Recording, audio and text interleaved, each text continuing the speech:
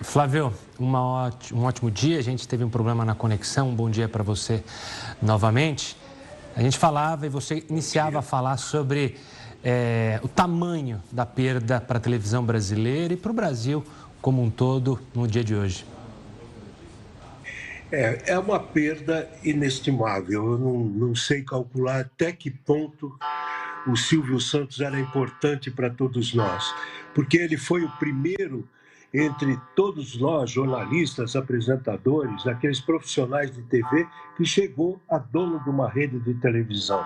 Isso graças à força de vontade que ele tinha, uma grande obstinação. Silvio foi conquistando meios para chegar a ser dono de uma rede de televisão da importância que é o SBT. Não por acaso eu chamava ele de nosso herói nas minhas colunas o tempo todo. Um grande orgulho de ter convivido com ele muito tempo como ouvinte, outro tempo como telespectador e depois até como funcionário dele, participando de programas dele.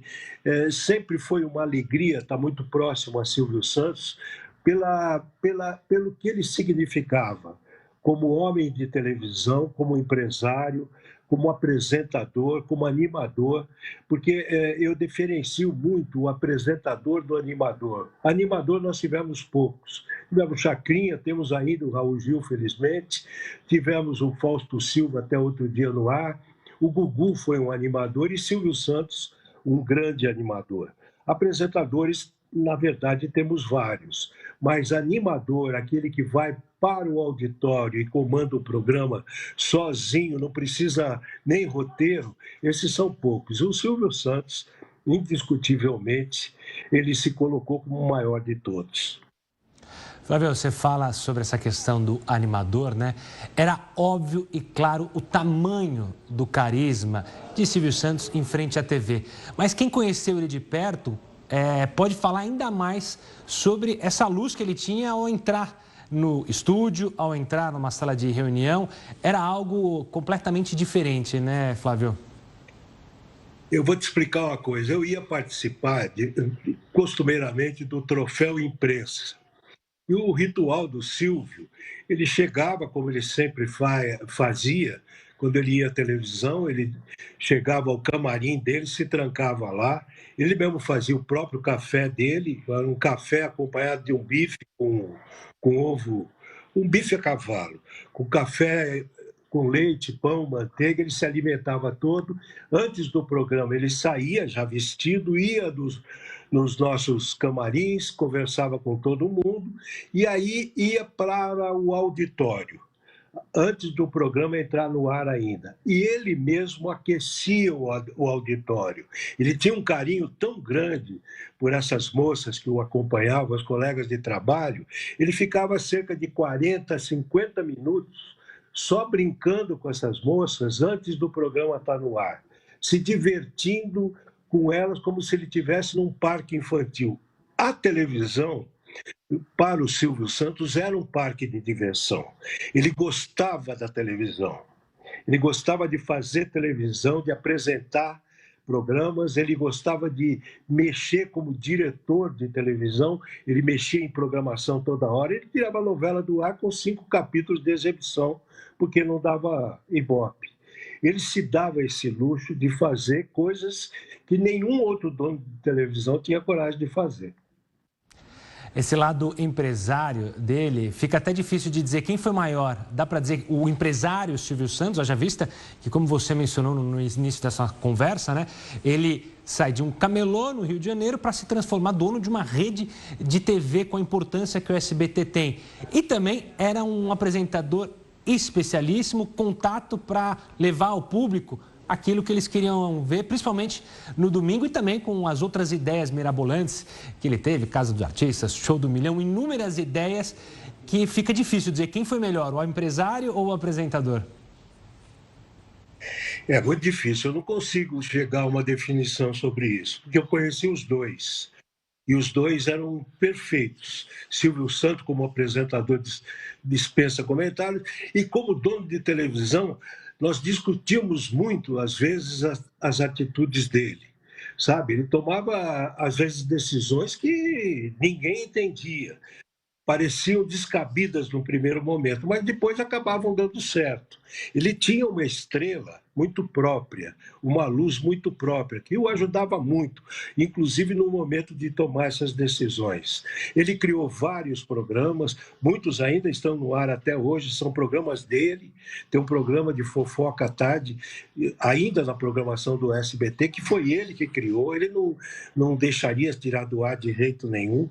E eu, quando trabalhei lá, eu costumeiramente eu recebia ligações dele, ele orientando como que tinha que ser, as mudanças que tinham que ser feitas no programa, para tudo funcionar direitinho. E funcionava, sabe? Ele era um homem de televisão mesmo, ele tinha uma visão extraordinária para isso. Ele tinha o segredo do negócio. Flávio, quando você comenta que ele ligava, na sua época em que você era funcionário dele, muita gente sempre desconfia. A pessoa que assiste a televisão fala, não é possível que o Silvio Santos pegue um telefone e fala diretamente com o funcionário, ele é dono da TV. Mas conta mais pra gente, era de fato isso? Era alguém que amava a TV a ponto de sair do posto de homem mais importante da rede de TV para dar palpite justamente na postura dos funcionários em frente ao vídeo, como tinha que ser o auditório, como tinha que ser o figurino de cada um? Quando eu falo para você que a televisão era o parque de diversão do Silvio Santos, eu não estou exagerando, não. Ele gostava disso. Eu, quando trabalhei com ele, eu lembro que ele ligava invariavelmente, pelo menos umas 2, 3 vezes por mês, para dar orientação do programa, porque ele assistia tudo e ele dava palpite em tudo.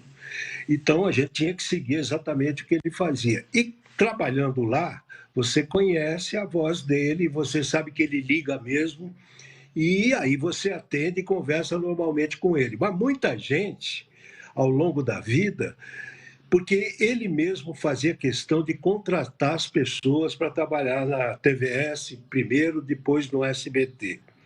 E ele pedia para a secretária dele, a dona Zilda, arrumar o telefone dessas pessoas. A dona Zilda arrumando passava para o Silvio. E o Silvio ligava para a pessoa. Claro que a pessoa, ao atender, ele falava que era o Silvio Santos. Muitas vezes, muita gente xingou, ninguém acreditava, né? Que era o Silvio Santos mesmo ligando para convidar a pessoa. Aí era necessário ele ligar uma segunda, terceira vez até a pessoa acreditar, pedir desculpas e tudo seguir normalmente. Mas ele gostava de fazer isso. Ele dirigia a televisão, ele convidava as pessoas, ele gostava de dizer como ele gostaria que as coisas funcionassem. E eu acho que deu certo, né? Porque o SBT é uma das maiores redes de televisão do Brasil. Flávio, quando você fala da voz, não é possível a gente não relembrar todas as aberturas de programa, em especial no domingo, e como ele conseguiu a proeza de ser, se não o maior ou mais imitado da TV brasileira, um dos maiores. Até crianças gostavam de brincar. Eu lembro ele até levando no programa de auditório dele algumas crianças vestidinhas iguais a ele, com o microfone característico e sempre o bordão, quem quer dinheiro. Ou seja, era alguém que tinha uma estrela especial e que fazia todo brasileiro, pelo menos uma vez no domingo, colocar lá para ver o que ele estava aprontando ao lado do Ivo Holanda, fazendo pegadinhas ou trazendo novidades, né? Então, o Silvio era ele abusava da simplicidade, entendeu? Ele gostava da simplicidade, das coisas simples. Tanto é que ele descobriu talentos que a televisão tem hoje, conversando, trazendo esses talentos para o palco dele. Eu dou o exemplo assim da Maísa, que na verdade foi descoberta pelo Raul Gil, mas depois o Silvio levou para o programa dele, a Maísa Silva, a Maisinha, ele transformou a Maísa num grande nome da televisão brasileira. A Larissa Manoel, num troféu imprensa, foi receber e ele disse a Larissa na ocasião: olha, o teu talento é muito grande, aqui no SBT eu acho que já ficou pequeno para você, você tem que ir para a TV Globo. E a Larissa foi. Ele encarava a vida dessa forma, com desprendimento, sabe, com verdade, se colocando com simplicidade. Essas eram as principais características dele. e características para o sucesso, porque ele sempre foi assim e chegou onde chegou, foi uma fórmula que deu certo, né? Claro. Flávio, eu vou pedir uma licença para você, só para a gente trazer contato e entrar em contato com a nossa repórter, a Letícia Miyamoto. Ela segue lá em frente ao Hospital Albert Einstein, na zona sul de São Paulo, e tem mais informações sobre a morte de Silvio Santos. Olá, Letícia, suas informações. Oi, Gustavo. Acabo de receber aqui em minhas mãos o boletim médico divulgado pelo hospital que fica na zona sul da capital paulista sobre a causa da morte do apresentador Silvio Santos. O boletim diz que foi por conta de uma broncopneumonia após uma infecção por influenza, que foi a H1N1. Lembrando que Silvio Santos deu entrada aqui a última vez no hospital que fica no bairro Morumbi, como eu disse, na zona sul da capital paulista, no último dia 1º de agosto. Ele ficou durante todo esse período internado. As informações eram mantidas sob extremo sigilo por parte dos familiares, dos parentes, que apenas se restringiam em dizer que, na verdade, o estado de saúde do apresentador era considerado estável, que ele se recuperava de maneira muito positiva, ao contrário das especulações que estavam sendo divulgadas na internet, de que o estado de saúde do apresentador Silvio Santos era considerado crítico. Lembrando que 15 dias antes dessa última internação, ele já havia sido internado aqui nessa mesma unidade de saúde por conta de um quadro justamente de H1N1. Dessa última vez que ele deu entrada aqui na internação, o hospital não passava nenhum detalhe em relação a isso, mas os parentes diziam que era apenas por questões de diagnóstico por imagem. Então ele fazia alguns exames e que por isso precisava ser mantido na internação, mas que ao mesmo tempo o quadro não era considerado preocupante, algo grave. Além disso, vale a pena a gente destacar que alguns médicos aqui da unidade de saúde, de maneira informal, conversaram aqui com a nossa equipe e disseram que ele apresentava um quadro de cansaço persistente depois dessa última internação e que, por isso, acabou causando uma preocupação por parte dessa equipe médica. Os médicos que não faziam parte da ala onde o Silvio Santos estava, inclusive enfermeiros, outras pessoas ligadas, à internação do Silvio Santos, que eram de outros setores, elas não conseguiam ter acesso ao prontuário médico, a essas informações, a esses documentos, justamente porque tudo era mantido sob muito sigilo. Agora, com essa confirmação aqui da causa da morte, o que a gente aguarda é a chegada de parentes também, claro, familiares, amigos e fãs do apresentador Silvio Santos. Qualquer nova informação, Gustavo, eu volto com você. Combinado, espaço aberto. Letícia, obrigado pelas suas informações. Assim que tiver novidade, é só chamar. Vamos voltar a falar com Flávio Rico, que falava e a gente prestava as homenagens a esse gigante da televisão brasileira. Flávio, olhando o domingo, vai ser difícil amanhã a gente ir para os próximos domingos, é claro. Tudo bem que a gente já estava se acostumando com o fato, ele já estava afastado da TV, mas é uma marca. Dificilmente a gente vai ver alguém como o Silvio Santos de volta na TV? Você sabe que, por coincidência, amanhã seria ou será levado ao ar um programa especial do programa Silvio Santos comemorativo aos mais de 60 anos de exibição. Não sei se, diante do ocorrido hoje, essa programação será mantida, mas estava programado para amanhã esse programa especial. Eu não sei também, como informação a você, se a Letícia já passou ou não, não haverá velório. Esse é um pedido dele. Ele solicitou que não tivesse velório, vai haver apenas uma despedida rápida dos familiares e depois eu só não sei se ele será sepultado ou cremado. Mas a informação que eu tenho é que ele, em vida, ele solicitou que quando morresse não houvesse velório. Tá aí, é um pedido, então, que a gente vai acompanhar, claro, que em todo, isso é uma questão familiar, né? Mas, Flávio, ainda falando sobre a trajetória do Silvio Santos e como ele consegue sair lá do Rio de Janeiro como um camelô e entrar na TV e aí galgando o seu espaço e tendo importante história nas demais TVs do Brasil também, né? Sempre tem alguma historinha do Silvio Santos em todas elas. E era alguém muito bem quisto por todos, né? O Silvio Santos era um nome nacional, um nome que não tinha reprovação em lugar nenhum. ele se dava muito bem com os donos de todas as emissoras. Quando ele foi ao Rio tentar rasgar e acabou conseguindo o contrato do Gugu, o Gugu tinha sido contratado pela TV Globo para fazer o Domingo à Tarde. Como o Silvio estava ruim da garganta, ligou para o Gugu e falou: você não pode ir, você vai ter que me substituir. Aí os dois foram para o Rio para tentar anular a contratação do Gugu pela Globo. O Boni, não podendo fazer nada, pediu que o Silvio conversasse com o Roberto Marinho. E o Silvio esperou por 2 horas até ser recebido pelo Roberto Marinho. E o Roberto Marinho, claro, rasgou o compromisso do Gugu com a TV Globo. A mesma coisa, as relações que o Silvio sempre teve com a Record. Ele já foi dono da Record, ele foi sócio do Paulinho Machado de Carvalho num determinado momento da TV Record. Depois ela foi vendida e aos seus atuais donos, ao bispo Edir Macedo, aos novos donos da Record, a nova gestão da Record.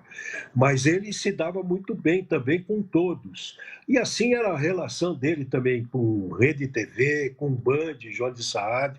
Ele sempre se deu bem com todo mundo. Ele concorria no vídeo, mas fora eram grandes amigos. Você falava dessa ligação com funcionários, a gente, claro, comentou sobre o fato dele conversar e dar dicas no ar, sobre como o programa tinha que ser, mas muito se falava sobre o carinho que ele tinha com todos os funcionários, não só aqueles que apareciam no vídeo, mas também aqueles que faziam e que fazem o SBT. Você sabe que tem uma coisa curiosa, né? O pessoal que trabalhava com ele no SBT tinha pelo Silvio um carinho muito grande. O Silvio ia normalmente gravar o programa dele, tinha uma vaga estabelecida no estacionamento, ele chegava e ninguém ia ao encontro dele. Ele era recebido por uma camareira, por um motorista que só tinha o trabalho de virar o carro de direção, estacionar de uma outra forma, mas era só. Ele raramente se dirigia a outra pessoa, aquele era o momento dele ir ao trabalho, como nenhuma pessoa, nenhum funcionário se atrevia a chegar a ele. Era um respeito que os funcionários do SBT tinham para com ele e ele com os funcionários do SBT.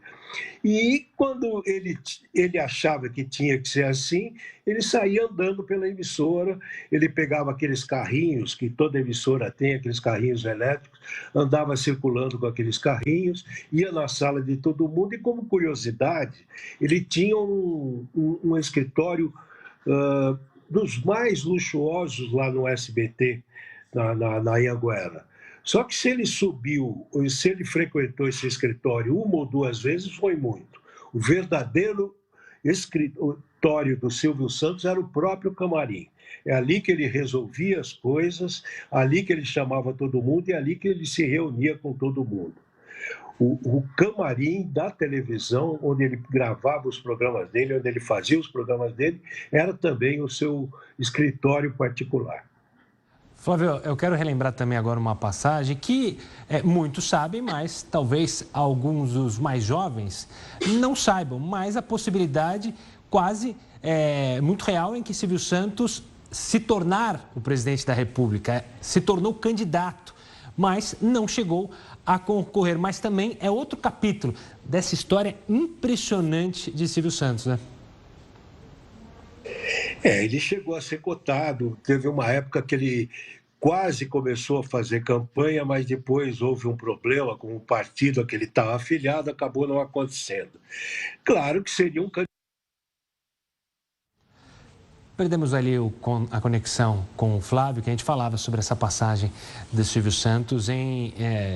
Tinha o desejo ali de se tornar candidato a presidente da República, o que não ocorreu por inúmeros fatores, mas também é uma passagem de Silvio Santos, uma das pequenas passagens do Silvio Santos. A gente vai conversar com alguém que teve uma relação muito próxima também com o Silvio Santos, na sua história, sempre com muito sucesso. É o apresentador de televisão e também amigo, posso dizer, amigo pessoal, Otávio Mesquita, que está aqui com a gente também para falar. Ele está no link. Então a gente vai chamar justamente o Otávio Mesquita. Fala agora nesse momento. Vamos ouvir. Muita gente. E aí eu vi com ele de longe, foi a última vez que eu vi. E ele continuou sendo uma pessoa super divertida, carinhosa. Então, não sei nem o que dizer. O cara faz parte da minha história. Se eu estou onde eu sou, devo a ele. Ficou uma última lembrança boa. Eu vou agora, incrível que pareça, minha esposa está aqui, está tudo bem, fazendo os exames. Agora eu vou para minha casa daqui a pouquinho e vou pegar aquele quadro que eu tenho dos cabelinhos dele, que eu coloquei um dia, que eu peguei do Jaça. Então, é uma história muito especial. É isso. Tá bom? Obrigado. Você quer ir para o Vivo na Globo? A gente ouviu um pouco da palavra do Otávio Mesquita. Inúmeros amigos e familiares devem começar a aparecer justamente lá no Hospital Albert Einstein, onde Silvio Santos estava internado. Flávio, a gente teve um pequeno problema na conexão e você ia falar justamente sobre essa história, esse capítulo da vida de Silvio Santos, quando ele então tinha a possibilidade de se tornar candidato a presidente da República. Exato, ele foi em 2 ocasiões cotado para ser candidato a presidente da República. A primeira não foi em frente, a segunda acabou acontecendo um problema com um dos partidos, ou com o partido que ele estava sendo filiado, e acabou não acontecendo. Mas, claro, que seria um grande candidato na ocasião. Ele demonstrava esse interesse em participar da vida política, pelo menos durante um determinado período da vida dele, e que ele transitava muito bem também com a classe política. O Silvio não era de bater de frente com ninguém. Ele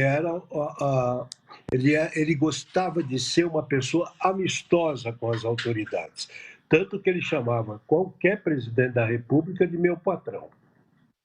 Você falou do meu patrão e eu queria também trazer à tona essas imagens que a gente está vendo do programa de auditório. Existem inúmeros programas de auditório, mas o Silvio Santos conseguia fazer com que o auditório fosse também o programa. As pessoas que estavam ali, as caravanas tão conhecidas, participavam do programa, não eram só meros espectadores, digamos assim, né? Não, o auditório, os colegas de trabalho participavam diretamente do programa dele. Tanto é que ele tinha o maior respeito por esse público que frequentava o auditório dele. Ele dava o maior carinho a essas caravanas, quando elas eram contratadas e chegavam à SBT, e não eram caravanas pagas, eram caravanas espontâneas. As pessoas iam porque gostavam de participar do programa do Silvio Santos. E ele fazia brincadeiras com o auditório, jogava dinheiro, como você está vendo, um aviãozinho, e todo mundo se divertia. E ele é o que mais se divertia no meio das colegas de trabalho dele. Ele se sentia feliz fazendo aquilo. Você fala dessa diversão, eu vou relembrar aqui momentos em que eu, obviamente, assistia o programa de Silvio Santos no domingo e que era um furor, um momento das câmeras escondidas, que ele mesmo chorava de rir justamente com as cenas de câmeras escondidas e de pegadinhas que são usadas até hoje por youtubers, né? Outro formato, enfim, a gente pode discutir que hoje em dia exageram ou não, mas foi algo criado ali por ele e que divertia as colegas de trabalho e ele mesmo. Eu lembro de vezes ele voltar para ele da pegadinha e ele não conseguir falar, de tanto ele dar risada. E ele gostava demais. O Silvio gostava de se divertir com o programa dele. E o momento das câmeras escondidas, que muita gente pensava que era armação, não tinha nada de armação, não. Eu conheci o pessoal que fazia, que produzia as câmeras escondidas do SBT, e eles faziam de verdade aquilo. O pessoal, quando tinha que apanhar, apanhava mesmo, tinha que a segurança intervir, e ele se divertia com aquilo. Tanto que até esses últimos momentos que ele não estava no ar, mas que as câmeras escondidas eram exibidas, a risada dele, que é característica, né? Que era característica, era colocada no ar. A gente está vendo essa cena também é icônica, quando ele cai na piscina, que também era uma prova ali do Topa Tudo por Dinheiro, e ele mesmo acaba caindo, e também sempre tinha o colega, o Rock, que participava dessas apresentações. E era tudo da cabeça dele mesmo, Flávio, essa criatividade de criar quadros e mais quadros e sempre buscar sucesso? Ele criava, ele participava, ele dirigia. O programa era fundamentalmente em cima dele, da figura dele, entendeu? Eram chamadas as pessoas a participar, mas o Silvio era uma luz muito forte no palco. Difícil alguém conseguir se colocar ao lado dele e conseguir aparecer mais do que ele. Ele tinha uma luz própria muito forte, muito significativa. E assim sempre foi. Agora, o programa dele era ele que fazia, vivia da figura dele. E ele fez quadros de grande sucesso. Qual é a música? Cidade contra cidade, coisas que ficaram na história da televisão brasileira aí. Muita coisa que ele criou, outras que ele trouxe de fora, que ele viajava muito, ele buscava ideias fora. E ele fazia uma televisão com a cara dele, com o gosto dele, com a assinatura dele. Isso é algo bem emblemático, né? O SBT tinha bem uma personalidade muito ligada ao Silvio Santos, né? Por isso que a perda é inestimável, que a gente imagina, mas ele conseguiu dar a cara dele, de fato, para a TV em toda a vida, nunca mudar, né? Sempre seguir esse padrão. Tanto é que a grande pergunta era o seguinte: o que será do SBT após o Silvio Santos ter falecido? Essa pergunta nós vamos ter agora, né? Porque o SBT sempre viveu muito em função da figura do Silvio Santos. Não por acaso o programa dele, não por acaso os tantos programas que estão no ar ainda, porque ele assim o quis. Né? Ele contratou as pessoas. Um exemplo é a Eliana, que saiu do SBT agora há pouco. Foi o Silvio que descobriu a Eliana, deu a primeira oportunidade para ela. Celso Portiolli, que está no ar hoje, fazendo grande sucesso com o programa dele, Domingo Legal. Silvio Santos apostou no Celso. Ele tem a cara do SBT. E é difícil você ver essas pessoas, no caso do Celso Portiolli, por exemplo, trabalhando num outro lugar. Ele tem a marca do SBT. Essa história tão bonita na televisão do Silvio foi motivo até para ele ser tema de escola de samba e desfilar, como desfilou fazendo aviãozinho lá no Sambódromo do Rio de Janeiro, na Sapucaí, que também é outro episódio marcante dessa carreira, né? Eu estava no SBT nessa época e nós produzimos na ocasião um SBT Repórter exatamente em cima disso. Da ida dele ao Rio, do desfile dele na Marquês de Sapucaí. E ele se divertiu muito com aquilo. Mandou fazer até um terno muito especial para a ocasião, o momento que ele desfilou na Marquês de Sapucaí. E depois ele perdeu esse terno. Ninguém sabia dizer onde é que estava o terno que ele usou durante o desfile da Marquês de Sapucaí. Eu não tenho informação se já encontraram, mas ele queria colocar esse terno lá no memorial do SBT na Anhanguera. Não tenho informação se já alguém conseguiu trazer de volta ou não. E merece estar exposto também para as pessoas conhecerem. A gente teve recentemente uma exposição que contava um pouco da história. Eu estou te ouvindo muito mal. Vamos tentar dar um up aqui, então, no meu áudio para chegar aí para você, Flávio? Porque justamente eu falava sobre a possibilidade dele ser exposto, esse terno. A gente teve recentemente, no Museu da Imagem e do Som, uma exposição justamente contando um pouco da carreira do homem que nasce no Rio, mas acaba vindo para São Paulo por causa da emissora e se faz aqui, né? Exatamente. Você sabe que na TVS foi realizado, em 1981, o primeiro debate político da televisão brasileira. Hoje nós temos esses debates políticos que vieram ser históricos. Tivemos recentemente um na Bandeirantes, agora na Bandeirantes com os candidatos à prefeitura, teremos na Record. os candidatos a prefeito de São Paulo, e foi na TVS, em 1981, que teve o primeiro debate político em rede nacional. Na ocasião, 2 candidatos ao governo de São Paulo, Reinaldo de Barros e o Franco Montoro, com a apresentação do Ferreira Neto. E o Silvio não queria o debate. Ele não estava no Brasil, ele estava nos Estados Unidos, em Miami, mas ele se recusava a permitir a realização do debate. Só que naquela altura só se falava nisso, tinha que fazer o debate, os jornais só davam essa notícia, porque os 2 candidatos queriam mesmo se debater, queriam debater entre eles as ideias e tal, e era um fato histórico na reabertura do país. Nós estávamos vindo de uma ditadura.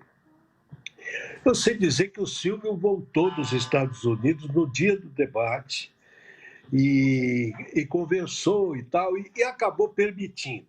Ele queria até que o debate fosse levado para outra emissora de televisão, não a dele. Porque ele tinha acabado de ganhar a televisão, vai que alguém diz alguma coisa que não deve e acaba perdendo a concessão. Mas ele acabou permitindo. E foi o primeiro dia que ele foi à televisão dele, na época, na vila, lá da Zona Norte. Não era Anhanguera ainda, era Vila Gustavo, sei lá. E era Vila Guilherme. Na Vila Guilherme. Foi a primeira vez que ele foi na Vila Guilherme.